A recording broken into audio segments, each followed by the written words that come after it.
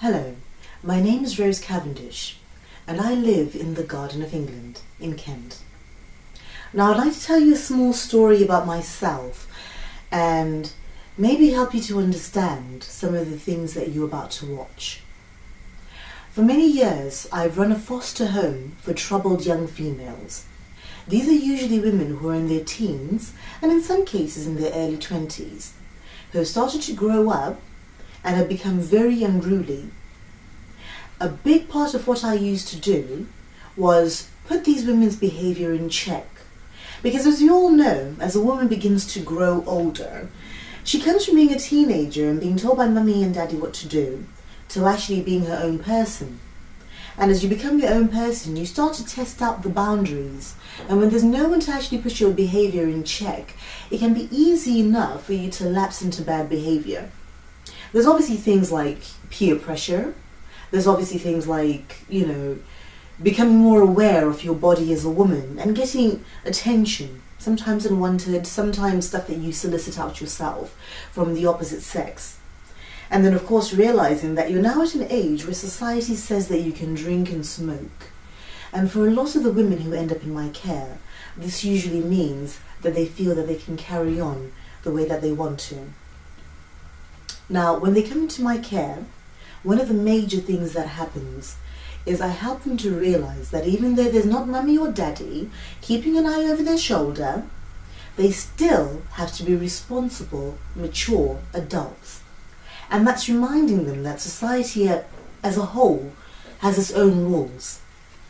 The first thing that they tend to have to deal with is learning that my house has very specific rules.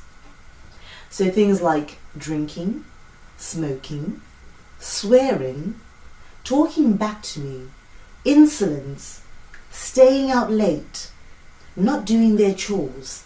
All of these kind of things come with consequences.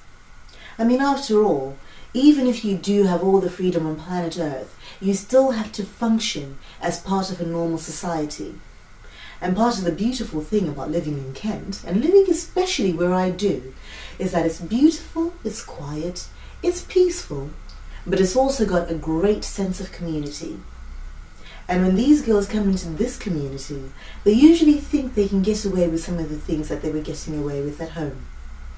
But they soon realize that it's not just me keeping an eye on them, but it's also my neighbors, and it's also the people at my church and people in the neighborhood. So as you can see, there is no way that these young ladies can get away with all the kinds of behaviors that they used to have when they were at home with their families. Of course, I forget to mention, I'm also partial to using a little bit of spanking as a therapy and using other things that will deter young ladies from misbehaving. I always believe, and continue to believe in fact, that some of the best lessons are learned on a sore behind. I got spanked when I was growing up, and it never did me any harm. In fact, it did me the world of good.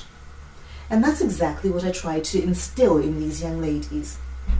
If you misbehave, if you break the rules, in society, or even in Auntie Rose's house, you will get spanked.